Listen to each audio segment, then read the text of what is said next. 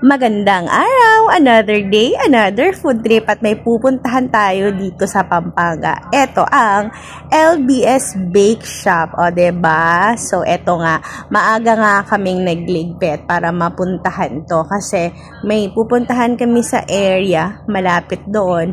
At dahil maaga pa, sabi namin, puntahan na kasi nga pabukas na rin siya. So, sakto, pagpunta namin, kakabukas lang talaga. O, diba? Kaming unang customer na bumili. Diba? Syempre, kasi sayang, nasa area na lang din naman.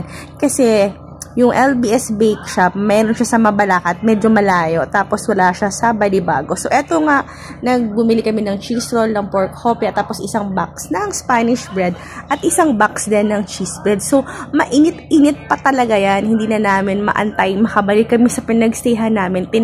Tinikman na din namin doon mismo sa labas ng bake shop kasi mayroon naman doon table and chairs. Ayun nga, hindi naman kami na-dismaya at okay naman siya. So, ayun, parang siyang mas worthy siya.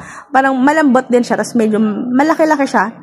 Ayun nga, sulit ang pagpunta. O, diba? Natikman na.